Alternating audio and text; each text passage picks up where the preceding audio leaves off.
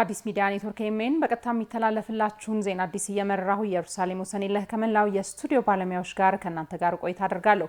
አብራችሁን ትሆኑ ዘንድ የአክብሮት ግብዣችን ነው። አጫጭር ዜናዎቹን እናስቀድማለን። በባሌ ዞን ባለፉት የለውጥ ዓመታት የተጀመሩ ተስፋ ሰጪ ልማት ስራዎች ለፍጻሜ እንዲበቁ በትጋት እንደሚሰሩ የዞኑ አመራሮች ተናገሩ። ጠቅላይ ሚኒስትር ዶክተር አብይ አህመድ እና ሌሎች የቀድሞና በስራ ላይ ያሉ ከፍተኛ የመንግስት አመራሮች በባሌ ዞን በመገኘት ያደረጉት የጉብኝት የስራ መነሳሳት የፈጠረላቸው መሆኑንም ገልጸዋል። ኢዜአ ያነጋገራቸው የባሌ ዞን አመራሮች በአካባቢው የተከናወኑ ያሉ የልማት ስራዎች ብዙ ተስፋ የተሰነቀባቸው መሆኑን አንስተው ጠቅላይ ሚኒስትር ዶክተር አብይ አህመድ በስፍራው በመገኘት ያደረጉት ጉብኝት ለተጨማሪ ስራ ከፍተኛ መነሳሳት ፈጥሮልናል ብለዋል። የዞኑ ኮሚኒኬሽን ጽህፈት ቤት ኃላፊ መሐመድ አወል ከድር በጉብኝቱ የባሌን እምቅ የተፈጥሮ ሀብት ይበልጥ ለማልማትና ለማስተዋወቅ መልካም እድል የፈጠረ መሆኑን ተናግረዋል። በዞኑ ከሚገኙ የቱሪዝም መዳረሻ ስፍራዎች መካከል የሶፍ ዑመር ሎጅን ጨምሮ ሌሎች ስፍራዎችን ለጎብኚዎች ምቹና ሳቢ ለማድረግ እየተዘረጉ ያሉ መሰረተ ልማቶች የበለጠ ለልማት የሚያነሳሱ ናቸው ያሉት ደግሞ የዞኑ ቱሪዝም ጽህፈት ቤት ኃላፊ ወይዘሮ ገኖ አማን ናቸው። ጉብኝቱ በዞኑ የሚገኙ ነባር የመስህብ ስፍራዎች እንዲለሙና እንዲተዋወቁ በማድረግ የዘርፉን ኢኮኖሚያዊ ተጠቃሚነቱ ይበልጥ እንዲያድግ ያግዛል ብለዋል።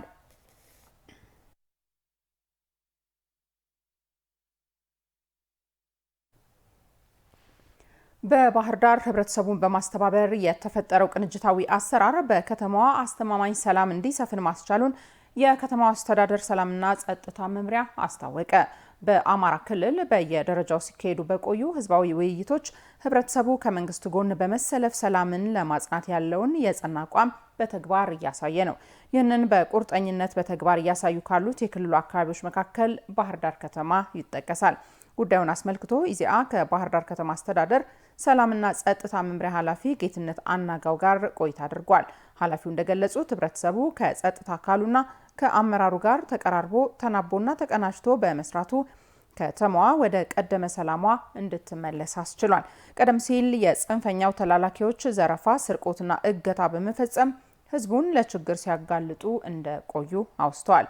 ከከተማው ማህበረሰብ ጋር በመተባበር በተከናወነው ቅንጅታዊ ስራ አጥፊዎችን በመለየት የህግ የበላይነት ተከብሮ በከተማው ሰላም ማስፈን መቻሉን ገልጸዋል።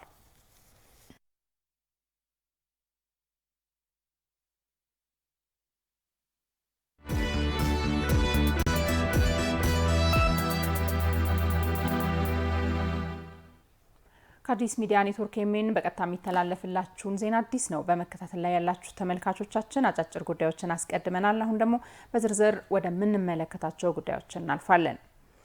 ዘላቂ ሰላም በማስፈን ሀገራዊ ምርታማ ማጽናት የሚያስችሉ የልማት ስራዎች ተጠናክረው እንደሚቀጥሉ ጠቅላይ ሚኒስትር ዶክተር አብይ አህመድ አስታወቁ። ኢትዮጵያውያን ከሌሎች አሉታዊ እሳቤዎች በመራቅ የተፈጥሮ ጸጋዎችን በመጠቀም ለማደግ በሚደረጉ ጥረቶች ውስጥ የድርሻቸውን እንዲወጡም ጠቅላይ ሚኒስትር አብይ አህመድ ጥሪ አቅርበዋል። ቤተልሔም አንየው እንደሚከተለው አዘጋጅተዋለች። ዶክተር አብይ አህመድ ከሰሞኑ በባሌ ዞን የተለያዩ የልማት ስራዎችን ተመልክተዋል። በዚሁ ዞን የሚገኙ ጥንታዊ የሶፍ ዑመር የቱሪዝም መዳረሻ ስፍራም የጠቅላይ ሚኒስትሩ አንደኛው የጉብኝት ስፍራ ነበር። በመደመር መጽሐፍ ሽያጭ፣ እድሳትና ከተጨማሪ የልማት ስራዎችም ተሰርተውበታል። በዚህ የሶፍ ዑመር የቱሪስት መዳረሻ በባሌ ተራሮች በነበራቸው የጉብኝት ጊዜ የተመለከቱት ነገር ኢትዮጵያ በተፈጥሮ ሀብት የተቸረች ዓለም ላይ ካሉ ድንቅ ስፍራዎች የሚወዳደራት የሌለ ምድር ስለመሆኗ ምስክር አድርገውታል። ኢትዮጵያ መሰል ጸጋዎቿን የታደለች ብትሆንም በሚገባት ልክ አለማደጓ ቁጭት ፈጠር ነው ብለዋል ጠቅላይ ሚኒስትር ዶክተር አብይ አህመድ። ኢትዮጵያውያን ነቅተው ሀገራቸውን ሰርተው ሌላ መርዳት ሲገባን እኛ ያለንበት ሁኔታና የተሰጠን ነገር አብሮ አይሄድም። 2-3 ሰው ጠይቄ ያለው ያው እንደምታውቁት ሁሉንም ዓለም የማየት እድል አግኝቻለሁ። በሁሉም ዓለም ሻል ያሉ የሚባሉ ነገሮች ለማየት እድል አግኝቻለሁ። እኔ አጋንኛው እንዳይሆን እየጠየቀ ያሉኝ ሰዎችም መሰል ሀሳብ ነው ያላቸው። እስካሁን በህይወት ዘመኔ እንደ ባሌ ያለ ምድር ሁሉም ነገር በአንድ ስፍራ ያለው አይቼ አላቅም። ኢትዮጵያም ውስጥ አፍሪካም ውስጥ የትም ዓለም ይሄ ተሰጥቶን ግን ልጆቻችን ጫማ የላቸው። ቤቶቻችን አይታችሁ ከሆነ በጣም ያሳዝናሉ። ለምን የሚለው ጥያቄ መልስ አላገኘውለትም። ጠቅላይ ሚኒስትሩ ባለፈ ታሪክ ላይ የሚደረጉ ንትርኮች የፊቱን እንዳናይ ጋርዶናል ሲሉ ባነሱት ሀሳብ ሶፍ ዑመርን ጨምሮ በርካታ ሀገራዊ እምቅ ጸጋዎችን በሚገባቸው ልክ እውቅና ያላገኙ ብሎም የተሻለ አገልግሎት ሊሰጡ የሚችሉ ስፍራዎች ስለመኖራቸው አንስተዋል። መንግስት የጀመራቸው ስራዎችም ትውልድ ድህነትን ሊቀባበል አይገባም የሚል እምነትን በማንገብ የተከወኑ ስለመሆናቸውም ጠቁመዋል። ከታሪክ ጋር ጸብ አይኑረን የሚለው እሳቤ ሶፍ ዑመር ላይ ጀመርነው አይደለም። ከግጭት በፊት ታስታውሱ ከሆነ አክሱም የጣሊያን መንግስት ለምኜ ይዤ ነበር። የወደቀውንም እናነሳለን ያለውም እንዳይወድቅ እንከላከላለን ብለው ስራ ጀምረን ነበር። ላሊበላ የፈረንሳይ መንግስት ብቻ ሳይሆን ፕሬዝዳንት ማክሮን ይዤ ነበር። አይቶ ተደንቆ ገንዘብ መድቦ ሙያተኛ መድቦ ስራ ጀምረናል። በጣም ብዙ ርቀት ሄዷል።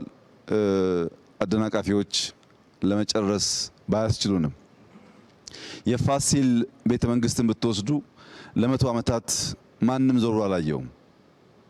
ወደ ነበረበት ወይም ከዚያ በተሻለ አስውበን ሰርተነዋል።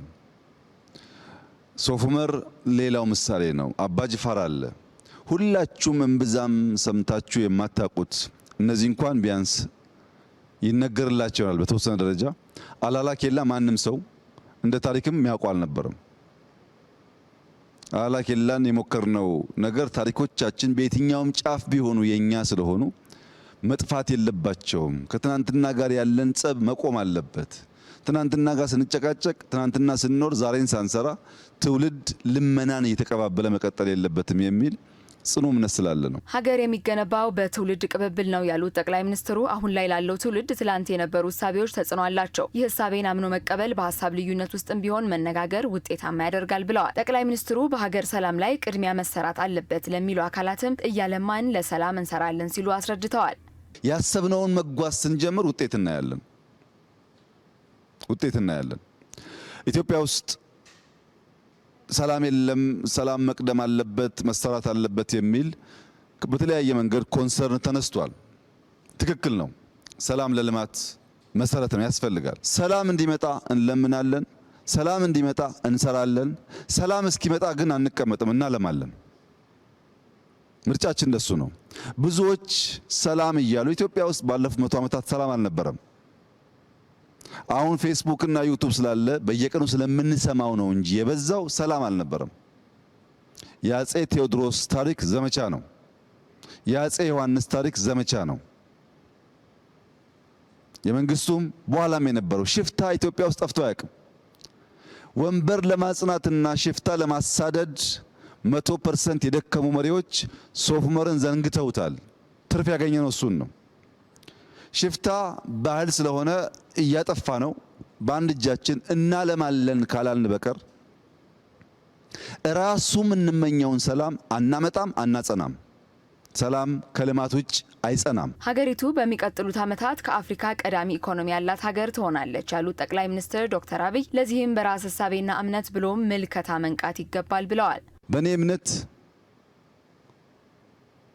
2018 የተስፋ ብርሃን ጭላንጭል የሚታይበት አመት ይሆናል ብለን የተናገርነው 4 ዓመት 5 ዓመት ሊሆን ይችላል። ስልጠና ስንሰጥ የነበራችሁ ታውቃላችሁ።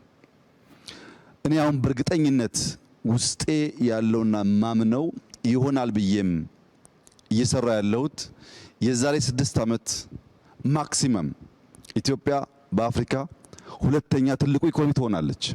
ለዚህ የሚያስችል በጣም በርካታ ስራዎች ይሰራል ነው። ሽፍታ አለ ግን ትሆናለች። የዛሬ 10 ዓመት በአፍሪካ አንደኛ ኢኮኖሚ ትሆናለች። ምንም ጥርጥር የለውም። ይሄን የኔ ጸሎት ኤግዚት የምታደርጉ እድሜያችሁ ረዝሞ እንድታዩ፣ አሁን ደግሞ ኤግዚስት የምታደርጉ ልክ እንደ ትጉ ንብ እንድትሰሩ፣ ኢመርጅ የምታደርጉ ደግሞ አሁን ካለውም ካለፈውም ከታሪክም እንድትማሩ፣ ያን ደምረን ከሄን የበለጸገች ኢትዮጵያን እናያለን። በአንድነቷ፣ በብልጽግናዋ፣ በታሪካዊ ቦታዎቿ ተመልሳ መጎናጸፍ ለአፍታም መጠራጠር አያስፈልግም። ይሄ ለኢትዮጵያ የተከፈተ አዲስ ዘመን ስለሆነ ምንም ያቆመ ነገር የለም። ያ ነው የፈጠረው። ይሄንን ከኛ የሚያስፈልገው መንቃት ነው። በጠቅላይ ሚኒስትር ዶክተር አብይ አመራር የተጀመሩ የተፈጥሮ ጸጋዎችን ወደ ሀብት የመቀየር ተግባር ሀገራዊ እድገትን በአስተማማኝ መንገድ ለማስቀጠል የሚያግዝ መሆኑን የቀድሞ የመንግስት አመራሮች ተናገሩ። አመራሮቹ ከጠቅላይ ሚኒስትር ዶክተር አብይ አህመድ ጋር በመሆን በሶፍ ዑመር ዋሻ አካባቢ የተከናወኑ የልማት እንቅስቃሴዎችን ጎብኝተዋል። ጠቅላይ ሚኒስትር ዶክተር አብይ አህመድ ካዘጋጁት የመደመር መጽሐፍ ሽያጭ የመልሶ ማልማት ስራ ሲከናወንለት የቆየው የሶፍ ዑመር ዋሻ የተዘነጉ ሀገራዊ ጸጋዎች ምን ያክል እንዳጎደሉ አመላካች ስለመሆኑ አንስተዋል። የቀድሞቹ አመራሮች ይሄ በጣም ድንቅ የሆነ አካባቢ ከአግሮ ኢኮሎጂውም ከሂስትሪም እንደዚሁም ደግሞ ከቱሪዝም ፖቴንሻል አንጻር የማዕድን ፖቴንሻሎች አሉ። ነገር ግን ይህ ነው የሚባል ለምሳሌ እንደ ትግራይ፣ እንደ ወለጋ፣ እንደ ሻኪሶ ኤሪያ በማዕድን ሀብታችን የተሻለ ጥናት እንደተሰራው እዚህ አካባቢ አልተሰራ። የማደግ እድላችን በእጃችን ነው ያለው። ስለ ትራንስፎርሜሽን ማውራት ከጀመርን ፕሮባብሊ 20 ዓመት ይሆናል። ነገር ግን ተጨባጭ ነገር መስራት አቅቶን ተጠላልፈን ቁጭ ብለናል። ስልጣንን ማዕከል በማድረግ ቁጭ ብለናል። ነገር ግን ልማት እናምጣ ከተባለ የልማት እድሉ አለ። እንደተባለው ይህን አይነት ሀብት ይዘን 3 ነገሮች አሉ እኔ በጣም የሚቆጨኝ። አንደኛ የድህነት ጫፍ ያለበት ነው። መሰረተ ልማት የለም። ለህብረተሰብ መሰረታዊ የሚባሉ የሚያስፈልጉ ነገሮች አልተሰሩም። ሀብት ላይ ተቀምጦ የድህነት ጥግ የሚኖር ማህበረሰብ መሆኑ አንዱ እጅግ በጣም የሚቆጭ ነው። እውነት ለመናገር ከልቤ ነው። በዚህ ደረጃ ስፋት ያለው በዚህ ደረጃ ትልቅ ሀብት አለ ብዬ ወስጄ አላውቅም። አንዱ ያየሁት ይሄን ነው። ይሄ ማለት በኢትዮጵያ ደረጃ ትልቅ ሀብት እንዳለ፣ ይህ ሀብት ሁሉ ትልቁ ሀብት አፈርና ውሃ ነው። በኢትዮጵያ ውስጥ ትልቅ ሀብት እንዳለ የሚያሳይ ነው፣ ማሳያ ነው ይሄ። ግን ይሄ ሁሉ ሀብት እያለ እግዚአብሔር እነዚህን ሁሉ መርቆ ሰጥቶ ለዘመናት ለማኝ ሆነናል፣ ድሃ ሆነናል። ድሃ ክብር የለውም። ይሄንን ስናይ እልህ ሊይዘን ይገባል። ለምን? በእውነት ለመናገር ይሄንን ሁሉ ይዞ ድሃ መሆን ያሳፍራል። ባለፉት የአመራር ዘመናቸው የሀገሪቱን የተፈጥሮ ሀብት ወደ ልማት ለመቀየር ጥረት አለመኖሩ እንደ ቆጫቸው የሚናገሩት የክልሉ አመራሮች በጠቅላይ ሚኒስትር ዶክተር አብይ አህመድ የተጀመሩት እነዚህ ተግባራት የሚያኮሩና ተጠናክረው ሊቀጥሉ እንደሚገባም ገልጸዋል። የቀድሞ የኦሮሚያ ክልል አመራሮች በሶፍ ዑመር ዋሻ አካባቢ ያለውን የልማት እንቅስቃሴ በጎበኙበት ወቅት በሀገሪቱ የሚገኙ የተፈጥሮ ሀብቶች ክምችት ግዙፍ እንደሆነና አሁን በተጀመረው ፍጥነት የመጠቀም እድሉ ማደግ ከቻለ ሀገሪቱን ወደ ተሻለ የእድገት ማማ ማሻገር ይቻላል ብለዋል። የእርሶ እይታ በጣም የተለየ ነው። ውበትን ብቻ ሳይሆን መሬታችንን፣ ጋራዎቻችንን፣ ደኖቻችን ገልጠን እንድናያቸው ለመጪው ትውልድም እያስተማሩ ነው ያሉትና ይሄ በጣም ትልቅ ነገር ነው እና እኛ በእድሜ ከርሶ በፊት ሆነን በሀገሪቱ በመላ ስንዞር ያላየነውን ነገር የማየት አቅም በመፍጠሩ በጣም ላመሰግን ወዳለሁ። ያለውን ሀብት በዚህ ደረጃ የመረዳት እድል አልነበረኝም። አንዳንዱን በወሬ እንደዚህ ያለ የሚል እንሰማለን። አንዳንዱን አሁን ግን ያለው ነገር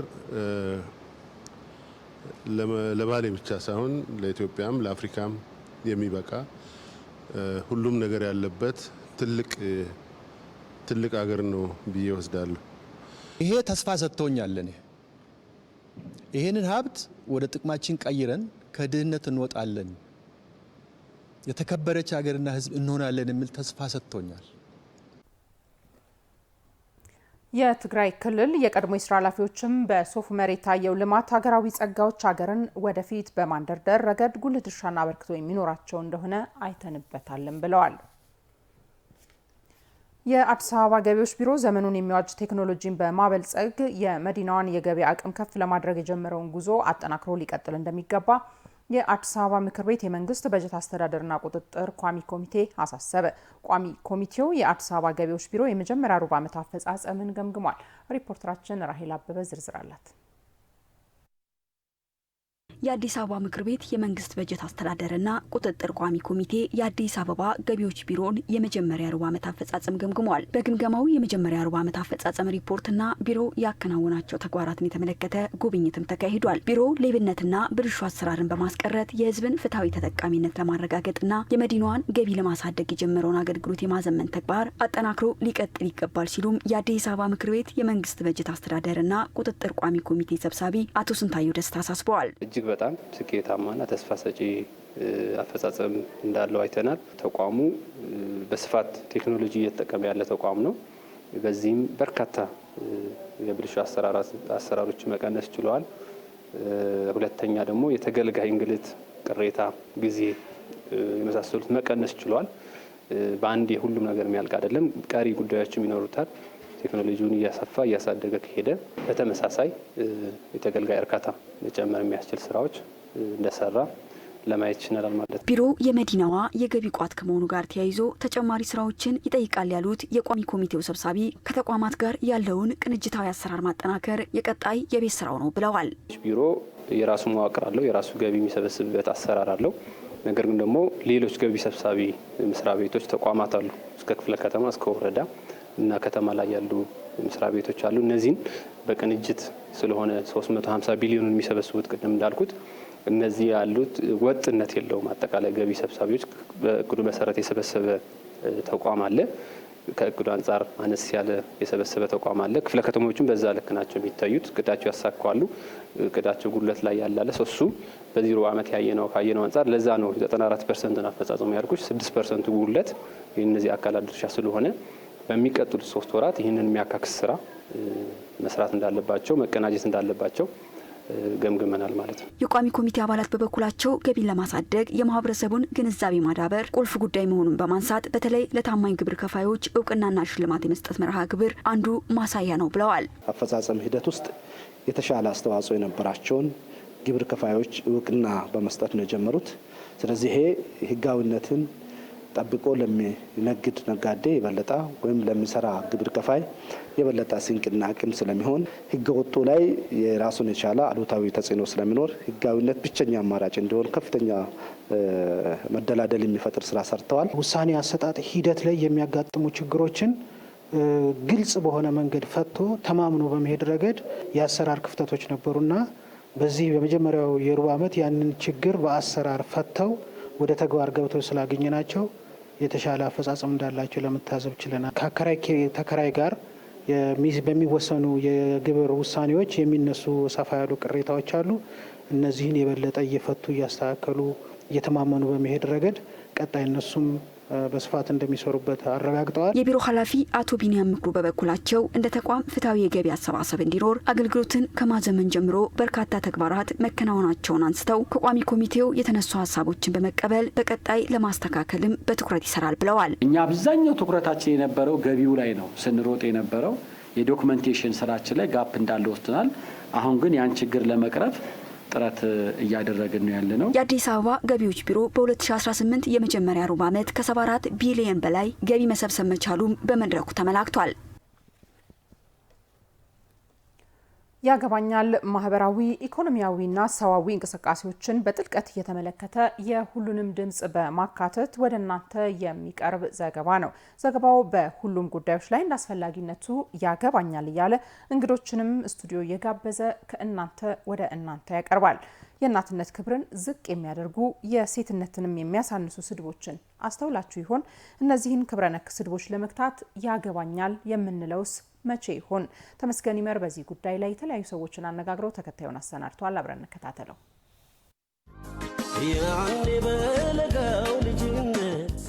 የእናትነትን ክብር የማይመጥኑ ሴትነትንም የሚጋፉ ስድቦች አሁን እየተለመዱ መጥተዋል። እነዚህ የሚሳደቡ ሰዎች ደግሞ እናታቸውን አስበዋቸው አያውቁም ብዬ ነው ማስበው። ስለ ሌሎች እናት ሲሳደቡ የራሳቸውን እናት ለአንድ ቀንም ለአንድ ደቂቃም ቢሆን አስበው አያውቁም ብዬ ነው ማስበው። በአሁኑ ሰዓት ተራ ነገር አድርጎታል።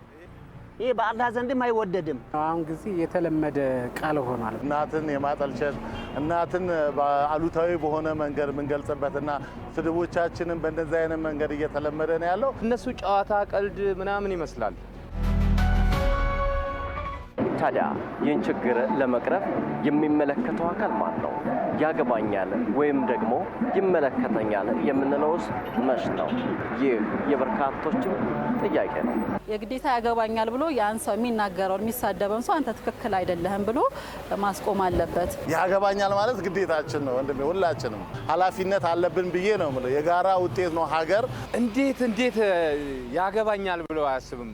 ለምን የተሰደበችው እናት የጎረቤቱም እናት ናታ፣ የአንድ ሰው እናት አይደለም። በባህላችን ያንተ እናት ስትነካ እኔ ካላመመኝ አንተ ሊያምክ አይችልም። ስለዚህ እመለከተኛል እላለሁ። አዎ ያገባኛል ይሄን ነገር። አዎ አስፈላጊ ነው። ከኔ ጋር የሚሰራ ሰውም ረዳቶችም ካሉ የሚሳደቡ ረዳቶችን አልቀጥርም። አስፈላጊ እንዳልሆነ እናቴ የለህም እንደ እለዋለሁ። ተሳድቦ የሚወርድም እናቴ የለህም እለዋለሁ። ሌላው ሲሳደብ ቢያንስ እናቴ የለህም እለዋለሁ። በርካታ አማኞችን በጉያዋ ያዘች፣ በርካታ ቤተ እምነቶችም የሚገኙባት ኢትዮጵያ ከኢትዮጵያዊነት ስነ ልቦናና እውቀት ከዚህ በተጨማሪ ከስነ ምግባርም ባፈነገጠ መልኩ ከቅርብ ጊዜያት በኋላ በተለይም እናትን በክብር ነክ ነገሮች መመሰል፣ ከዚህ በተጨማሪ የሴቶችን ክብርን የማይመጥኑ የተለያዩ ስርቦችና ትንኮሳዎች በስፋት ይስተዋላሉ። የሌላውን እናት ስለሰደበ የሱን እናት የማይሰድበው ስንት ያው ሞኝ ይላል መጽሐፍ ቅዱስና ይሄ ሞኝነት ነው፣ አላዋቂነት ነው እንጂ እያንዳንዱ ሰው የሌላውን ሰው እናት ተናገረ፣ ተሳደበ፣ አንቋሸሸ በሌላ መንገድ ቢሆን ዞሮ ዞሮ ማንን ነው የሱን እናት እንደሰደበና የሱን እናት እንዳንቋሸሸ ሊገባው ይገባል። እናት በኢስላም ያላት ቦታ ምን ይመስላል የሚለውን ነገር ሲነሳ እናት ኢስላም ሁሉንም ስለ እናት ብቻ ነው የሚያወራው የሚያስብል ይሃል ነው ስለ እናት ያስተማረው። የእናትነት ክብርን ዝቅ የሚያደርጉ ሴትነትንም ዋጋ የሚያሳጡ ክብረ ነክና ጸያፍ ስርቦችን በመግታት በኩል የእምነት ተቋማት ሚና ምን ሊሆን ይገባል? ያገባኛል፣ ይመለከተኛል የሚሉትስ መቼ ነው? ዲስ ሚዲያ ኔትወርክ ይጠይቃል። ሁሉን ያስገኘች በዓለም ላይ ብዙ ጀግኖች ቢወጡም ዞሮ ዞሮ ከእናት ነው የሚወጣውና ያንን ታስተምራለች። ዞሮ ዞሮ ግን ኃላፊነታችንን ምን ያህል ተወጥተናል ብለን ልንጠይቅ ይገባል። ለምን ኃላፊነትን ከተወጣን ለምንድን ነው ትውልዱ እንደዚህ የሆነው ብሎ ሁሉም የሃይማኖት ተቋማት ሊጠይቅ ይገባል። ሸኾች በየመስጂዱ፣ ቄሶች በየቤተ ክርስቲያኑ፣ ሌሎችም ባለሙያዎች፣ መምህራን በየትምህርት ቤቱ፣ ሌሎችም ይህንን ነገር አምነውበት ይሄ ድክመት ነው፣ ይሄ ከቀጠለ ለማህበረሰቡ ራቁቱን ነው የሚያደርገው፣ ክብር እናጣለን፣ ሞራል ቢስ እንሆናለን፣ ዝም ብለን እንደ እንስሳ እንሆናለን ብሎ አምኖበት ትውልዱ ከሰራ ዑለማው በተለይ የሃይማኖት መሪዎች እንደዚሁም ቤተክርስቲያን ያሉ ቀሳውስቶችና መምህራኖች እንደዚሁም በየትምህርት ቤቱ በየዩኒቨርሲቲ ያሉት የአካዳሚክ መምህራኖች ይህንን አምነውበት ከተሰራ ማህበረሰቡ ከየትም ከዚህ ከሶስቱ ቡድን የሚወጣ አይመስለኝም። የሴትነት ክብርን ዝቅ የሚያደርጉ የእናትነት ዋጋንም የሚያሳጡ ስድቦች ከህግ አንጻር እንዴት ይታያሉ? መሳደብ በህግ የተከለከለ ተግባር ነው። ሁለት ኃላፊነቶች ነው ያሉት። አንዱ የፍትሐ ብሔር ኃላፊነት ነው፣ ሌላው የወንጀል ኃላፊነት። ቅድም የዘረዘርናቸው ህጎች ይደነግጋሉ። ድንጋጌ ብቻ ሳይሆን ከዚሁ ጋር በተያያዘ ቅጣት አለ። ከ3 ወር ጀምሮ እስከ 5 ዓመት የሚደርሱ በአንቀጾቹ በተለያዩ አንቀጾች ላይ የተደነገገ ድንጋጌ እናገኛለን። ከዚሁ ጋር በተያያዘ ደግሞ ፍትሐ ብሔር ኃላፊነት አለ። መሳደብ ያስከስሳል። በፍትሐ ብሔር የተሰደበው ሰው ክብሩ ተነክቶበታል፣ መካስ አለበት። ይህንን ደግሞ የምናገኘው በፍትሐ ብሔር ህግ አንቀጽ 244 ላይ የምናገኘው ነው የሚሆነው። ዳኞች ርትዕን መሰረት አድርጎ ለተጎዳው ሰው ካሳ የሚክሱበት ድንጋጌ ነው የምናገኘው ማለት ነው። ይሄ ነው። ስለዚህ ህጉ በግልጽ አስቀምጧል። የፍትሐ ብሔር ህጉም የወንጀል ህጉም በግልጽ ነው ያስቀመጠው።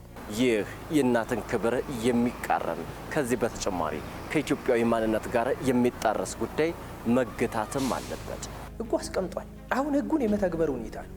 ህጉ በግልጽ ነው የደነገገው እና ይሄ ነው የወንጀል ስር ነው ስድብ እና ተባብረን ይህንን ነገር ማጥፋት አለብን፣ ህጉን ወደ ተግባር መቀየር አለብን የሚል ሀሳብ አለኝ።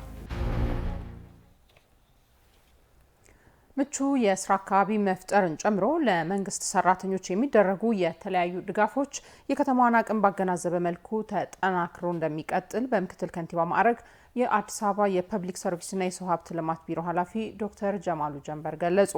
መንግስት ለሰራተኛው እየሰጠ ያለው ትኩረት የኢኮኖሚ ጥያቄዎችን የሚቀርፍና በላቀ ትጋትና ብርታት ሀገርን ለማገልገል የሚያነቃቃ ነው ሲሉም ለኤኤምኤን ሀሳባቸውን ያጋሩ የመንግስት ሰራተኞችም ተናግረዋል። ጽዮን ማሞ ተጨማሪ አላት። የመንግስት ሰራተኞች ለዜጎች አገልግሎትን እየሰጡ የሚገኙ የማህበረሰብ ክፍሎች ናቸው። ከኑሮ ሁኔታ ከኢኮኖሚ ተጠቃሚነት አንጻር ይኸው የህብረተሰብ ክፍል ጥያቄዎችን ሲያነሳ ቆይቷል። መንግስትም ይህን ችግር በመረዳት በተለይ ባለፉት ዓመታት በትኩረት እየሰራ ይገኛል። በተለያዩ ተቋማት የሚሰሩ ሰራተኞችን ማበረታታትና ምቹ የስራ አካባቢን መፍጠርን ጨምሮ ለሰራተኞች የተለያዩ ድጋፎች እየተደረጉ ስለመሆኑ በምክትል ከንቲባ ማዕረግ የአዲስ አበባ ከተማ የፐብሊክ ሰርቪስና የሰው ሀብት ልማት ቢሮ ኃላፊው ዶክተር ጀማሉ ጀንበር ተናግረዋል። እንደ ሀገር ከዚህ ቀደም ባልተለመደ መልኩ በአንድ ዓመት ጊዜ ውስጥ ለሁለተኛ ጊዜ የደሞዝ ጭማሪ ተደርጓል። አምና በዋናነት ዝቅተኛ ደሞዝ ያላቸው የመንግስት ሰራተኞች ላይ ባተኮረ መልኩ የኑሮ መደጎሚያ የደሞዝ ማሻሻያ ተደርጓል። በዚህ በያዝነው በጀት ዓመት ደግሞ አብዛኛውን ሰራተኛ በተሻለ መልኩ ተጠቃሚ ሊያደርግ የሚችል የሰራተኛውን የኑሮ ደረጃ ሊያሻሽል የሚችል የተጀመረውን የሲቪል ሰርቪስ ሪፎርም ተጨባጭ ውጤት ማምጣት እንዲያስችል ታስቦ የተደረገበት ሁኔታ ነው ያለው። ከዚህ በተጓዳኝ ደግሞ የከተማ አስተዳደሩ ሰራተኞች ሲሰሩ የተመቸ የስራ አካባቢ ሊኖራቸው ይገባል በሚል በባለፉት 2-3 ዓመታት በየደረጃው ምቹ የስራ አካባቢ ለመፍጠር ብዙ ስራዎች ሲሰሩ ቆይተዋል። መንግስት የሰራተኞቹን ጥያቄ ለመመለስ እየሰራ ስለመሆኑ የተናገሩት ኃላፊው ሰራተኛውም የሚጠበቅበትንና ህብረተሰቡ የሚፈልገውን አገልግሎት መስጠት ይገባዋልም ብለዋል። አገልግሎት አሰጣጡ ቀልጣፋ፣ ውጤታማ እንዲሆን በማድረግ ረገድ በተለይም እንደ የካ ክፍለ ከተማ የተጀመሩ የለውጥ ስራዎች ቀጣይነት እንዲኖራቸው በማድረግ ረገድ ኃላፊነታችሁን በቅንነት በታማኝነት እንድትወጡ አደራ ማለት እፈልጋለሁ። በምክትል ከንቲባ ማዕረግ የፐብሊክ ሰርቪስና የሰው ሀብት ልማት ቢሮ ኃላፊው ዶክተር ጀማሉ ጀንበር በቀጣይም የከተማዋን አቅም ባገናዘበ መንገድ ለመንግስት ሰራተኛው የሚደረገው ጥቅማጥቅም ተጠናክሮ ይቀጥላልም ብለዋል። የከተማ አስተዳደሩ ተጨማሪ ከ1 ቢሊዮን ብር በላይ በጀት በመመደብ የሰራተኞች የምሳ ድጎማ ከ20 ብር ወደ 40 ብር ከፍ እንዲል ያደረገበት ሁኔታ ነው ያለው። በየጊዜው የከተማ አስተዳደሩን አቅም ታሳቢ ባደረገ መልኩ የሰራተኞቻችንን ችግር ለመፍታት የሚያስችሉ ስራዎች በቀጣይነት ይሰራሉ። የካ ክፍለ ከተማም በ2017 በጀት ዓመት የተሻለ አፈጻጸም ላስመዘገቡ የመንግስት ሰራተኞች እውቅና ሰጥቷል። አዲስ አበባ ከተማ አገልግሎት አሰጣጡን የዘመነ ለማድረግ እየሰራች ነው ያሉት የካ ክፍለ ከተማ ዋና ስራ አስፈጻሚ አቶ ፍጹም ኃይሌ የካ ክፍለ ከተማም ለመንግስት ሰራተኛ ወላጆች ምቹ ከባቢን መፍጠርን ጨምሮ አገልግሎት አሰጣጡን ለማላቅ በቁርጠኝነት እየሰራ ቀጥሏል ብለዋል። ህዝባችን በስፋት እየጠየቀ ያለው አሁንም አገልግሎት አሰጣጥ ከአገልግሎት አሰጣጡም ደግሞ የኛን ፈገግ ያለ ፊትና መስተንግዶ ነው በስፋት እየጠየቀ ያለው። የካ ክፍለ ከተማ ሰራተኛ ደግሞ በ2018 ይሄን ለማድረግ ቆርጦ ተነስቷል። ሌሎች የያዝናቸው የልማት ግቦች በላቀ ስኬት እንዲጠናቀቁ በከፍተኛ ሁኔታ እንረባረባለን። ከምንም በላይ ደግሞ በተሰማራንበት መስክ የምንሰጠውን አገልግሎት ከፍ እንዲል የበኩላችን ሚና እንጫወታለን። መንግስት ለሰራተኛው እየሰጠ ያለው ትኩረት አገልግሎት አሰጣጡ ላይ የሚታዩ ችግሮችን የሚቀርፍና ለነገ ሀገር የበለጠ ለመስራት የሚያነቃቃ ነው ያሉት ኤኤምኤን ያነጋገራቸው የመንግስት ሰራተኞችም በቀጣይ በሚሰጡት አገልግሎት ላይ በላቀ ትጋትና ብርታት ሀገር ለማገልገል ቁርጠኛ ነን ሲሉም ገልጸዋል። ስለዚህ መንግስት አሁን በዚህ አመት ምናልባት በአመት 2 ነው የጨመረው። በባለፈው አመት መጨረሻም ላይ የተወሰኑ ማስተካከያዎች ተደርገው ነበር። በዚህ አመትም ኦልሞስት ከዚህ በአመት በፊት አጠቃላይ ከታዩ ጭማሪዎች የተሻለ ጭማሪ ተደርጎ የመንግስት ሰራተኛውን ማህበራዊና ኢኮኖሚያዊ ችግሮች ይፈታሉ የሚል እምነት አለኝ። መንግስት በበኩሉ መወጣት ያለበትን ድርሻ ተወጥቷል። አሁን የተደረገው ደሞዝ ብዙ ችግሮችን ይቀርፋል ብለን እናስባለን። ለሰራተኛው የተለያዩ ምቹ የስራ ሁኔታዎች ተፈጥረዋል። ለምሳሌ ስናይ የመጀመሪያ የህፃናት ማቆያ ለሴት ሰራተኞች ልጆቻቸውን በአቅራቢያ ሆነው እየተንከባከቡ ስራቸውን እንዲሰሩ ማድረግ የተቻለበት ሁኔታ አለ። እንዲሁም ደግሞ የዴኬር የካፍቴሪያ የሰራተኞች የመመገቢያ አዳራሽም በቅርበት በመሆንና ድጎማ 40 ብር ድጎማ ለሰራተኛው መደረጉ ለሰራተኛው ስራውን እንዲሰራ ውጤታማ እንዲሆን አስተዋጽኦ አለው ማለት ነው። የምንጠይቃቸው ነገሮች ወይም ደግሞ ሰራተኛው የሚሰጋባቸውን ነገሮች ቶሎ ክፍተት መድፈኑ ወይም ደግሞ ቶሎ ምላሽ መስጠቱ ሰራተኛው የበለጠ ነገሮችን እያቀለለ ለሀገር እድገትና ለሀገር የሚተገበሩ ስራዎች ላይ የበኩሉን አስተዋጽኦ በከፍተኛ እንዳደርግ ያግዛል። ወደፊትም ለብዙ ተስፋዎች ይሰንቅለታል ብዬ ነው የማስበው። የተደረገው ማበረታቻ በጣም ደስ የሚል ነው። ኦሬዲ የደሞዝ ጭማሪም ከአንድም ሁለቴ መደረጉ ጥሩ ነው። ኦሬዲ የመንግስት ሰራተኛውን ምን ደረጃ ላይ ነው ያለው፣ ምን ችግር አለበት፣ ምንስ ይጎለዋል የሚለውን ለመሙላት ፕላስ የኑሮውን ጫና ለማስተካከል ስለሆነ ይሄ የሚያበረታታ ተግባር ነው። ሐሙስ ምሽት በቀጥታ ስርጭት ከ2 ሰዓት ጀምሮ በሚኖረን የአገልጋይ ዝግጅት የአዲስ አበባ ከተማ የሲቪል ምዝገባና የኗሪነት አገልግሎት ኤጀንሲ ይመለከታል። በከተማ አስተዳደሩ የወሳኝ ኩነት ምዝገባን በበላይነት የመምራትና የማስተባበር ተልዕኮ የወሰደው ተቋም ኃላፊነቱን በአግባቡ እየተወጣ ስለመሆኑ በአገልጋይ ይፈተሻል። የሲቪል ምዝገባና የኗሪነት አገልግሎት ኤጀንሲ የወሳኝ ኩነት ምዝገባና የጥራትና የሽፋን ደረጃ ለመገምገምና ለመቆጣጠር የሚያስችል ጥናት በማካሄድ ምን ያክል ተግባራዊ እያደረገ ነው? አገልጋይ ይመለከተዋል። ሐሙስ ምሽት ቆይታውን ከአዲስ ሚዲያ ኔትወርክ ጋር ካደረጉ ኤጀንሲው የዲጂታል አገልግሎትን በከተማዋ ለማሳለጥ ምን ተግባራትን እያከናወነ ነው ስንል እንጠይቃለን። አገልጋይ እርሷሉ ብለው ጥያቄውን ያቀብሉን፣ ፈጥነን ምላሽ እናሰጣለን። አገልጋይ የፐብሊክ ሰርቪስና የሰው ሀብት ልማት ቢሮ ከአዲስ ሚዲያ ኔትወርክ ጋር በመተባበር ዘወትር ሐሙስ ምሽት በቀጥታ ስርጭት የሚቀርብ አገልጋይ ዘወትር ሐሙስ ምሽት 2 ሰዓት በአዲስ ሚዲያ ኔትወርክ ኤኤምኤን ብቻ እየደወላችሁ ሀሳባችሁን ማካፈል ትችላላችሁ፣ መጠየቅ ትችላላችሁ፣ ምላሽና ማብራሪያም ታገኛላችሁ። ከአዲስ ሚዲያ ኔትወርክ ኤኤምኤን በቀጥታ የሚተላለፍላችሁ የሰዓቱ ዜናችን አሁንም እንደቀጠለ ነው። የማህበረሰብ አቀፍ የጤና መድህን ተጠቃሚ መሆናቸው በተመጣጣኝ ክፍያና በተገቢው መልኩ ጤናቸው እንዲጠበቅ እንዳስቻላቸው የማህበረሰብ አቀፍ የጤና መድህን ተጠቃሚዎች ተናገሩ። ከጥቅምት 1 እስከ ህዳር 30 የነባርና አዲስ አባላት ምዝገባ እየተካሄደ ነው። ቤተልሔም አየነው ተጨማሪ አላት። ወይዘሮ ፍቅርተ ተስፋዬ የአዲስ አበባ ከተማ ነዋሪ ሲሆኑ ተደጋጋሚ የጤና እክል ያጋጥማቸዋል። በአንድ ወቅት እግራቸው ላይ ከፍተኛ ህመም ያጋጥማቸውና ለመታከም አቅማቸው ባለመፍቀዱ በማህበረሰቡ ርብርብ በብዙ ውጣ ውረድ ሕክምና ያገኙበትን አጋጣሚ እንዲህ ያስታውሳሉ። በጣም ታመሜ በእጄ ላይ ብር አጥቼ ለተወሰነ ቀናት ቤት ውስጥ ተኝቼ ነበር። ከዛ በኋላ ነው በአካባቢ ያው ማህበራዊ ኑሮ ስትኖሪ በሴት እድርም በወንድ እድርም ብዙ ነገር አለ። በርብርብ በጣም ብዙ ወጪ አውጥቼ ታክሜበታለሁ። በየጊዜው ለሚያጋጥማቸው የጤና እክል ተገቢውን ሕክምና ለማግኘት አቅማቸው ባለመፍቀዱ ህመማቸውን ችለው ቤታቸው እንዲቀመጡ የሚገደዱበት ጊዜም ነበረ። ይህ የወይዘሮ ፍቅርተ ያለፈ ታሪክ ነው። ዛሬ ላይ ከተማ አስተዳደሩ ባመቻቸው የጤና መድህን አባል በመሆን ባሻቸው ጊዜ የጤና ሁኔታቸውን ለመከታተል ምቹ ሁኔታ ተፈጥሮላቸዋል። በዚህም የተሻለ የጤና ሁኔታ ላይ እንደሚገኙ ይገልጻሉ።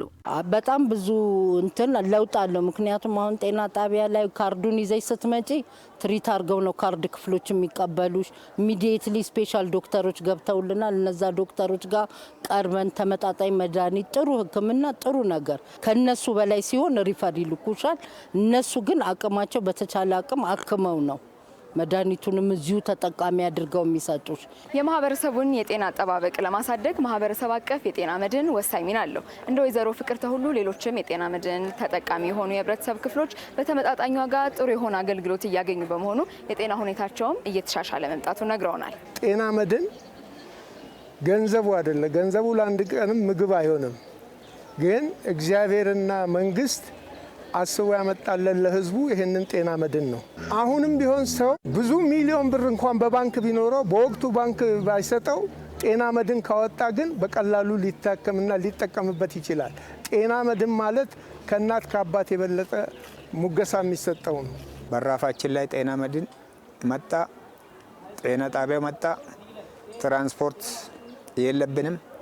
ወደ ሄደን ግማሽ ሰዓት ብንቆይ ነው ወደ የምንፈልገው ነገር በትህትና ከጥበቃ እስከ ዶክተሮቹ ትህትና በተሞላበት ሕክምና አግኝተን ሀገራችንን አመስግነን ወደ ቤቴ እየሄድኩ ነው። ማንም ሰው ይሰለችሻል ሳንቲም ስጡ እስቲ። ይህንን ግን ካወጣው ጀምሮ እሄዳለሁ። ሚሞኒያም በትክክል ወደ ቲቪ እንዳይቀየርብኝ ክትትል አለኝ ጤና ጣቢያ። ህብረተሰቡ ራሱና ቤተሰቡን ካልታሰበ ድንገተኛ የሕክምና ወጪ ለመጠበቅ የጤና መድን አባል እንዲሆን በአዲስ አበባ ከተማ አስተዳደር በሁሉም ክፍለ ከተሞች በሚገኙ ጤና ጣቢያዎች የአዲስና የነባር የጤና መድን አባል ምዝገባ ከጥቅምት 1 እስከ ዳር 30 በመካሄድ ላይ ይገኛል። በዚህም በርካታ ቁጥር ያላቸው የህብረተሰብ ክፍሎች የአባልነት ምዝገባ እያደረጉ መሆኑ ተገልጿል። በዚህ በ2018 በኢሲዲ ባለሙያዎች እንዳለ ነዋሪው አጠቃላይ ምዝገባ ተካሂዷል። ይሄም የሆነበት ምክንያት ምንድነው? ሁሉም ነዋሪ ባለው በገቢው መጠን ልክ በሚያገኘው ገቢ መጠን ልክ የጤና መድህን ተጠቃሚ ለማድረግ የተዘረጋ ሲስተም ነው ማለት ነውና በዚህ ሲስተም ውስጥ አብዛኛው ነዋሪ ያው ተጠቃሚ እየሆነ ነው ያለው። እዚህኛ ጤና ጣቢያ ላይ ከ90% በላይ የሆነው ነዋሪ የጤና መድን ተጠቃሚ ነው እኛ ጋር ያለው። በዛም ደግሞ ትልቅ አገልግሎት እያገኙ ነው ያሉት። ትልቅ ለውጥ ነው ያለው። በፊት መታከም የማይችሉ ቤት የተቀመጡ ሰዎች ነበሩ። አሁን ግን ጤና መድን ከተጀመረ ጊዜ ጀምሮ በቀጠሯቸው እየመጡ ሕክምና እያገኙ ይሄዳሉ። ከበፊቱ በጣም ተሻሽሏል። በአዲስ አበባ ከተማ አስተዳደር የማህበረሰብ አቀፍ ጤና መድን ተጠቃሚዎች ቁጥር በ2017 2.5 ሚሊዮን የደረሰ ሲሆን ይህን ቁጥር በ2018 በጀት ዓመት ደግሞ ወደ 2.7 ሚሊዮን ከፍ ለማድረግ ስራዎች እየተሰሩ መሆኑን ከአዲስ አበባ ጤና ቢሮ ያገኘነው መረጃ ያመላክታል። እንግዲህ ነዋሪዎች የጤና መድን አባል ተጠቃሚ ለመሆን የታደሰ የነዋሪነት መታወቂያቸውን፣ አባል ከነበሩ ደግሞ የጤና መድን ካርዳቸውን እና ባንክ የከፈሉበትን ስሊፕ ይዘው መገኘት እንደሚጠበቅባቸው ተነግሯል።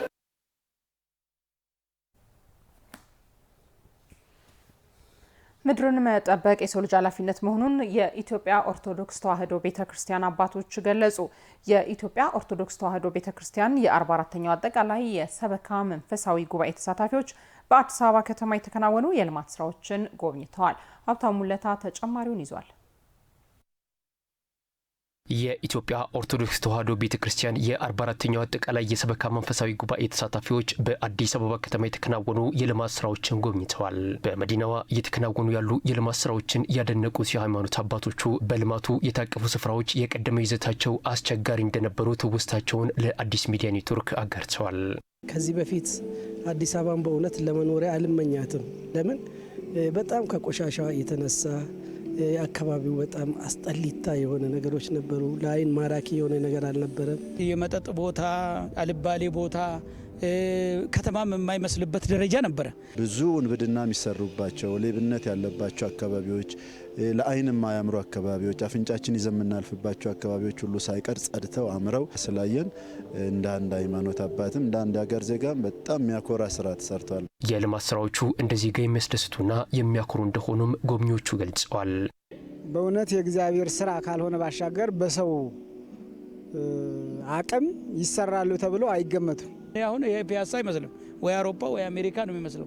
ስለዚህ መንግስት ያለውን ለሰው ልጅ ክብር ያለውን የገለጸበት ነው። በአዲስ አበባ ላይ እየተሰራ ያለው ልማት እጅግ እንደ ዜጋ የሚያኮራ፣ እንደ ነዋሪ ለጤንነት ምቹ የሆነ ትልቅ ነገር ነው። በኢትዮጵያ ኦርቶዶክስ ተዋሕዶ ቤተክርስቲያን አስተምህሮ መሰረት ምድርን መጠበቅ የሰው ልጅ ኃላፊነት መሆኑን የጠቆሙት የሃይማኖት አባቶቹ በአዲስ አበባ ከተማ የተከናወነው የልማት ስራ የፈጣሪን ትእዛዝ የመፈጸም ነው ብለዋል። ልማቱ ቤተክርስቲያኗ ለምታከናውናቸው መንፈሳዊ ተልእኮዎችም ምቹ መደላደል የፈጠረ ስለመሆኑ ገልጸዋል። ምድሪቷን እንጠብቃት እግዚአብሔር ያዛል። ስለዚህ ያ የእግዚአብሔር ትእዛዝ እየተፈጸመ ነው። በአዲስ አበባ ከተማ እያየ ነው ያለ ነው።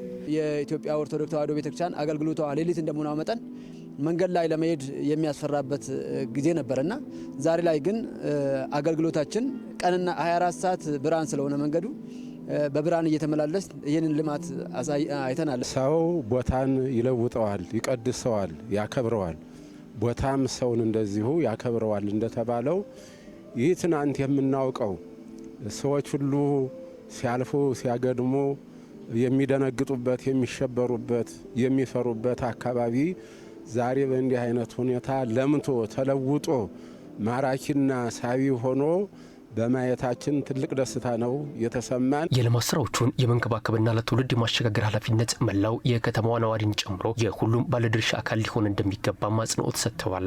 ተመልሳ እንዳትቆሽሽ እያንዳንዱ ማህበረሰብ መጠበቅ አለበት፣ እንደ ግል ንብረት አድርጎ ማየት አለበት ብዬ ይህንን ማሳሰብ ይወዳሉ። የሃይማኖት አባትም በሚሰብክበት መንገድ አለበት፣ ህዝቡ መንቃት አለበት። የራሴ ነው ንብረቴ ነው ገንዘብ ፈሶበታል ንብረት ወድሞበታል ብሎ እያንዳንዱ ህዝብ ከቆሻሻ ሲጣል ለቅሞ ወደሚመለከተው አካባቢ አስቀምጦ የመጠበቅ መንግስት ሰራ። እኛ ደግሞ ተንከባክበን ማስቀጠል ለልጆቻችን ማሳለፍ ግዴታችን ነው። እያንዳንዱ ዜጋ የራሴ ነው ብሎ መጠበቅ መቻል አለበት። ሁላችን ካልጠበቅ ነው መንግስት ሰርቶ ህዝብ ተባብሮ ሰርቶ የተወሰነ አካል ብቻ ጠብቆት ሊቆይ አይችልም። ስለዚህ ሁሉም ባለድርሻ መሆን አለበት። ሁላችን መጠበቅ መንከባከብ አለብን። የሃይማኖት አባቶቹ ልማቱን በባለቤትነት ላከናወነው ለአዲስ አበባ ከተማ አስተዳደርና የልማት አሻራቸው ላሳረፉ አካላት ምስጋና አቅርበዋል። በአዲስ አበባ ከተማ የተበራከቱ የመጡ የመዝናኛ ስፍራዎች ማህበረሰቡን ፍትሃዊ በሆነ መልኩ ተጠቃሚ እንዲሆኑና ያለምንም ክፍያ እንዲዝናኑ እንዳስቻላቸው የተለያዩ አማራጭ የመዝናኛ ስፍራዎች ላይ ሲገለገሉ ያገኘናቸውና ኤኤምኤን ያነጋገራቸው የአዲስ አበባ ከተማ ነዋሪዎች ተናገሩ። ባልደረባችን ራሄል አበበ በአሊቢራ አደባባይ አካባቢ በሚገኘው የመዝናኛ ስፍራ ቅኝት አድርጋ ተከታዩን ዘገባ አሰናድታለች።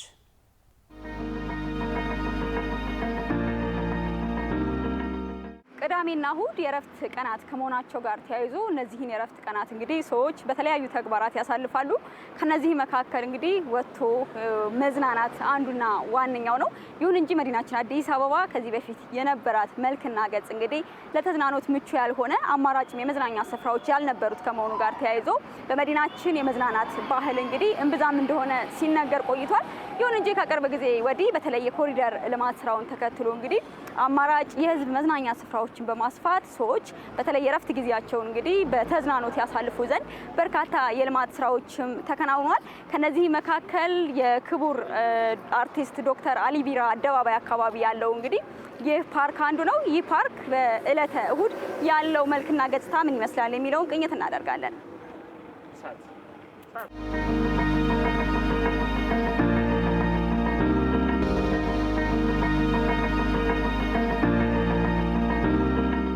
እንግዲህ ይህ ፓርክ በርካታ የመዝናኛ አማራጮችን የያዘ ነው።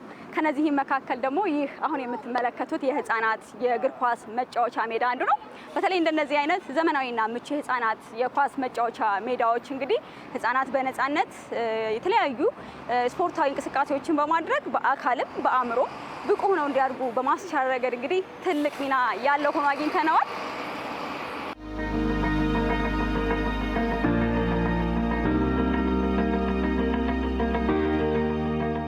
ሰላም፣ እንዴት ነው? ስንተዋወቅ ማን እንበል? ሽመልስ ይባላል። ስፖርት አንድነት ጥንካሬም ያመጣል፣ ራሳቸውን ሰውነታቸውን ይጠብቃሉ።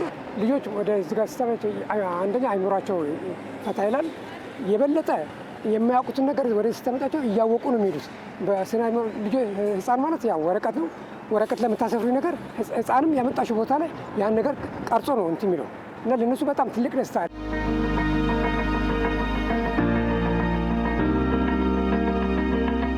ቆይታችን እንደቀጠለ ነው። እንግዲህ ፓርክ እየተንቀሳቀሱ በተለያዩ አማራጮች የሚዝናኑበት ብቻ አይደለም፣ የደከመው የሚያርፍበት ከዛም ባሻገር ከወዳጅ ዘመድ ጋር ቁጭ ብሎ የሚነጋገርበትን እድል እየፈጠረ ነው። እዚህ ጋር እናቶች ቁጭ ብለዋል። ፓርኩ እንዴት አገኛችሁ እንጠይቃለን። ሰላም ኖት? እግዚአብሔር ይመስገን። እንተዋወቅ፣ ማን እንበል? ጸዳለ ሁሴን እባላለሁ። ሌላ ጊዜ አቧራ ነው። እዚህ ጋር እንኳንስ መተሽ እንዲህ ልታርፊበት ልትዝናኝበት እንዲስ እንደፈለሽ ቀስ ብለሽ ትራመጅበት ቀርቶ በሩጫ ነው በቃ የምታልፊው። ያ ቦታ አቧራ ስለሆነ ቶሎ ባልፎ ብለሽ ነው ሮጠሽ ብታልፊ። አረፍ የሚባልበት የሆነ ወይም ድንጋይ ወይ ምናምን አፈር ነገር እንዲፈልገሽ እንጂ እንዲህ ያማረ እንዲህ ወንበር ተገኝቶ አልነበረም። በተለይ ለኛ አሁን ትልልቆች ታክሲም ስንጠብቅ ይሁን እዚህ ጋር መጥተንም ወደ ላይ ወደ ታች አይተን ርፍ ብለን መልሰን እዛ ጋር ሄደን እናያለን። እዛም ጋር ወንበር አለ፣ እዛም ደግሞ ርፍ ብለን እናያለን። በጣም የአሁኑ ደስ ይላል፣ እጅግ ደስ ይላል። በጣም ከበፊቱ በምንም አይመሳሰልም። ለመቀመጥ ቀርቶ ለመቆምም አይመችም። እንኳን ለመቀመጥ በውስጡ ለማለፍም አይቻልም። ብዙ የተለያዩ ቆሻሻዎች አሉ። ቆሻሻዎች ደግሞ ሽታ አላቸው። ለጤና ምቹ አልነበረም። እውነት አሁን ደስ ይላል፣ ለአይንም ደስ ይላል። በቃ አልፈሽ መሄድ ሳይሆን ተቀምጠሽ ዘና እንድትይ ነው የሚያስመኝሽ። የደከመ አእምሮ፣ የደከመ ጉልበት ከስራም ሲመጣ ከአንዳንድ ቦታም ሲመጣ እንዲያረፍ ብሎ መሄዱ ጥሩ ነው በጣም።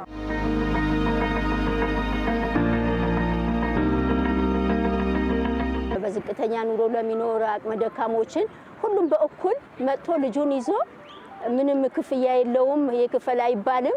በነፃነት ላይ ታች ብሎ ተዝናንቶ አየር ተቀብሎ ይገባል። ገንዘብ ለሌለው ሰው ሩቅ ቦታ ወስዶ ልጆቹን ማዝናናት ለማይችል ሰው ጥሩ ቦታ ነው።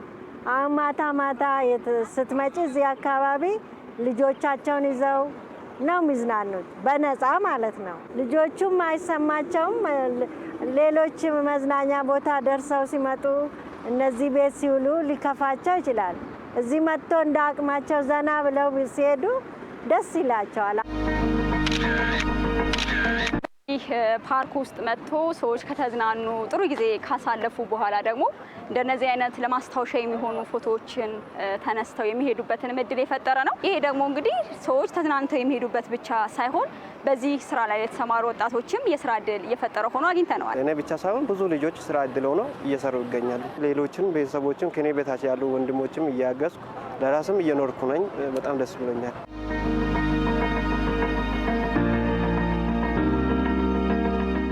በክቡር ዶክተር አርቲስት አሊ ቢራ አደባባይ አካባቢ ያለው ቅኝታችን እንደቀጠለ ነው። እንግዲህ በዚህ ስፍራ ላይ በርካታ የመዝናኛ አማራጮች ያሉት ነው። ሰዎች እዚህ አካባቢ መጥተው በተለያዩ የመዝናኛ አማራጮች ተዝናንተው ሲጨርሱ ደግሞ በእንደነዚህ አይነት ካፌዎች የሚፈልጉትን ነገር በማዘዝ እንግዲህ ሻይ ቡና እያሉ ጥሩ ጊዜ የሚያሳልፉበትን እድል የፈጠረ መሆኑንም መረዳት ችለናል። አዲስ አበባ ከተማ በኮሪደር ልማት ስራዎቿ አዳዲስ ገጽታዎችን እየተላበሰች ነው። ሳር ቤት አካባቢ የሚገኘው ሪፖርተራችን ዳንኤል መላኩ በአካባቢው ያለውን የኮሪደር ልማት ቅኝት አድርጎ ተከታዩን መረጃ ሊያጋራን በቀጥታ መስመራችን ላይ ይገኛል። ከሱ ጋር ጥቂት ቆይታ እናደርጋለን። ዳንኤል እንደምን ውለሃል? አንተ ባለህበት ሳር ቤት አካባቢ የኮሪደር ልማቱን እንዴት አገኘኸው? ቅኝትህ ምን ይመስላል? ልታጋራን ትችላለህ? መልካም አመሰግናለሁ ኢየሩሳሌም። እንግዲህ ቀደም ሲል እንዳነሳቸው ከሳር ቤት እስከ ፉሪ አደባባይ ያለውን የኮሪደር ልማት አሁናዊ ገጽታ ምን ይመስላል? በተለይ እነዚህ የለሙ ቀደም ሲል ከአለሙት የኮሪደር ልማቶች አሁን የለማው እንዴት ተሳስረው የሚገኙበት አካባቢ ላይ የሚገኘው እንግዲህ አሁን የሚገኝበት አካባቢ ቀደም ሲል በጣም ከፍተኛ የትራፊክ መጨናነቅ የሚታይባቸው እግረኛና እንደዚሁም ለተሽከርካሪም ሆነ ለእግረኛ ምቹ ያልነበሩ እንደነበር ይታወሳል። እንግዲህ ይሄ መስመር በተለይ ከአዲስ አዳማ የፍጥነት መንገድ መጋቢ ከሆኑ ዋና መንገዶች አንዱ ይታወቃል። ይሄ እንግዲህ መንገድን ለኢኮኖሚያዊ ትስስር ከፍተኛ አበርክቶ እንዳለውም ይታወቃል። ቀደም ሲል ይሄ መንገድ እንግዲህ መኪኖች እንደዚህ በነፃነት የሚንቀሳቀሱበት አልነበረም። በመንገድ መዘጋጋት ለረጅም ሰዓታት የሚቆሙበት፣ መኪኖቹ እየታከኩ የሚያልፉበት ቢባል ማጋነን አይሆንም ማለት ነው። አሁን እንግዲህ እንደምንመለከተው በነፃነት መኪኖች የሚንቀሳቀሱበት እንደዚሁም ደግሞ እግረኞችን በነፃነት የሚጓዙበት አማራጭ መንገድ ሆኗል ማለት ነው። እንግዲህ አሁን የምገኝበት ጀርመን አደባባይ አካባቢም ያለው የሚያሳየን ይሄንን ነው ማለት ነው።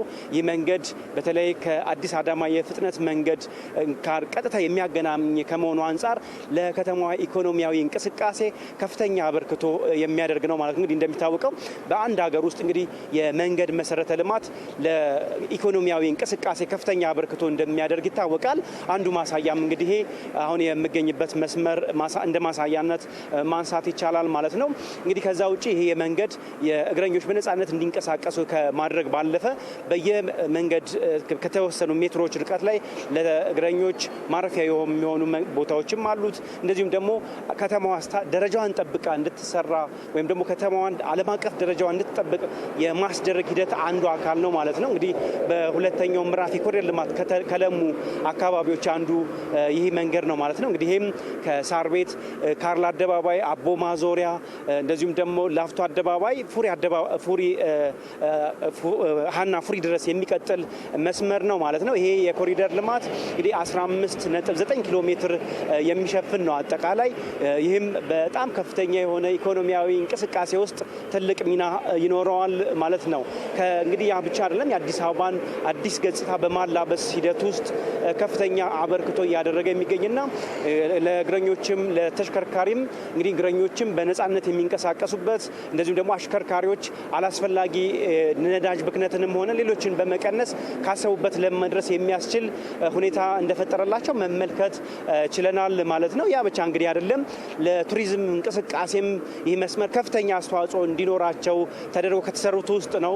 ምክንያቱም በመንገድ ዳርቻዎች ላይ የተሰሩ ሌሎች ለመንገድ ምቹ የሆኑ ወይም ደግሞ ለመዝናናት አማራጭ የሆኑ ቦታዎችን የአቀፈ የኮሪደር ልማት ስራ ነው ማለት ነው። እንግዲህ እንደ አጠቃላይ በዚህ መስመር ላይ የተለያዩ የከተማዋን ደረጃ ሊያስጠብቁ የሚችሉ የመንገድ መሰረተ ልማቶችን ካለማው ጋር በማስተሳሰር የለማና በጥሩ ሁኔታ ላይ የሚገኝ መሆኑን መመልከት ችለናል።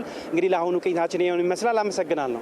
አመሰግናለሁ ባልደረባችን ዳንኤል መላኩ ላጋራህን መረጃ። መልካም ቀን ይሁንልህ።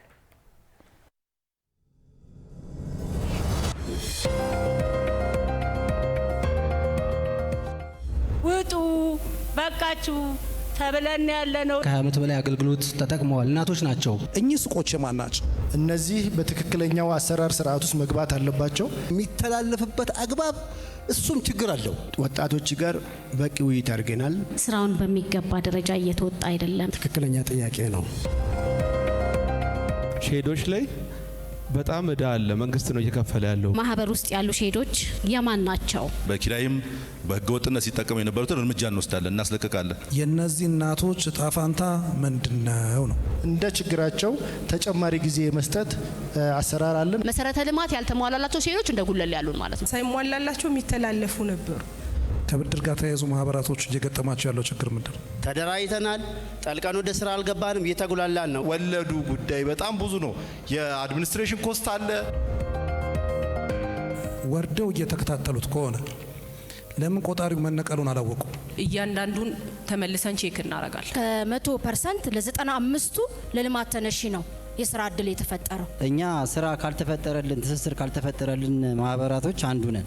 ይህ ሁሉ ክፍት ቦታ እያለ ተጠቃሚ ማድረግ ለምን አልተቻለም? ትክክል ነው የተነሳው ነገር በቀጣይ የምናየው ጉዳይ ይሆናል ማለት ነው። ስራውን ለመስራት የተነሳ ዜጋ ይፈልጋል። አቋራጭ መንገድ መፍትሄ አይሆንም።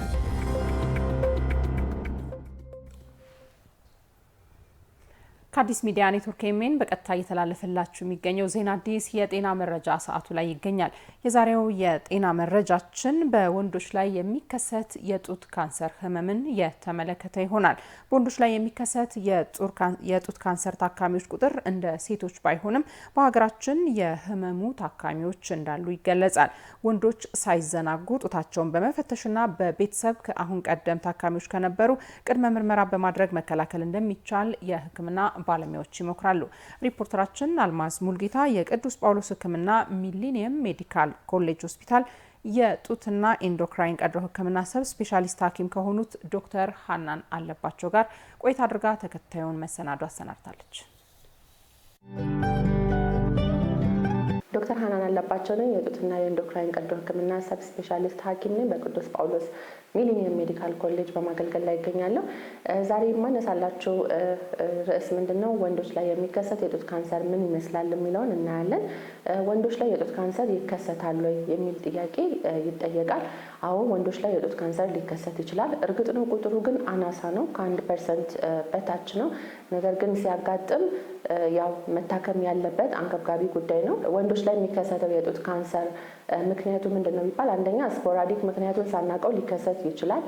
ሌላኛው ደግሞ የቤተሰብ የጡት ካንሰር ታሪክ ካለ የዘረመል ችግር ጋር ተያይዞ ይህም ሊከሰት ይችላል።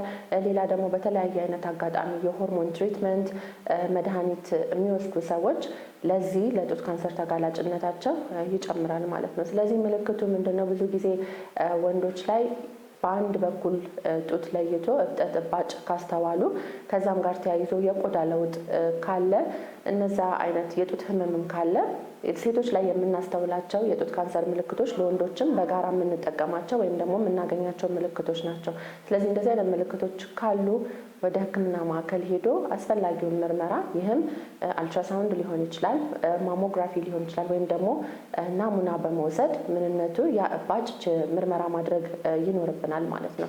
ያንን ካወቅም በኋላ የሕክምና አማራጮቹ ሴቶች ላይ እንደሚታከመው ቀዶ ሕክምና፣ ኬሞቴራፒ፣ የጨረር ሕክምና እንደ አስፈላጊነቱ ከባለሙያ ወይም ሐኪሙ ባቀደው መልኩና እንደ ካንሰሩ የተገኘበት ደረጃ የሚወሰን ይሆናል ማለት ነው። የወንዶች ላይ የጡት ካንሰር ቁጥሩ አናሳ ነው ሲባል ልክ እንደ ሴቶች ነው የሚሆነው። ሁልጊዜም ጤናማ የአኗኗር ዘይቤ በምንመርጥበት ማስተካከል የምንችላቸውን ነገሮች ላይ ነው መስራት የምንችለው። ጤናማ የአኗኗር ዘይቤ በመምረጥ ያም ክብደትን በመቀነስ ሌላ ደግሞ የአጓጉል ልማዶችን፣ ሲጋራ፣ አልኮል እንደዚህ ነገሮችን መቀነስ እንችላለን ነው እንጂ መከላከል እንችላለን የሚለውን ሙሉ ለሙሉ ደፍረን ለመናገር እንቸገር። በአንድ ዓመት ውስጥ 2 ወይ 3 ሰው ታክሟል። በአንድ ተቋም ነው የምልሽ፣ ሌሎች ተቋማትም ይኖራሉ። ወንድ የጡት ካንሰር አይዘውም የሚለው እሳቤ የተዛባ ነው። ያንን ግን ከግምት ማስገባት አለባቸው። ማንኛውም አይነት ጡታቸው ላይ እብጠት ካስተዋሉ ይሄ ከውፍረት ጋር ያለ ነው ብለው ችላ ማለት የለባቸውምና መታየት አለባቸው ነውና በስራ ላይም እንደዚህ አይነት የጡት ካንሰር ታማሚዎች በወንዶች ያጋጥሙናል የሚለውን መልእክት ቢወስዱልኝ ደስ ይለኛል።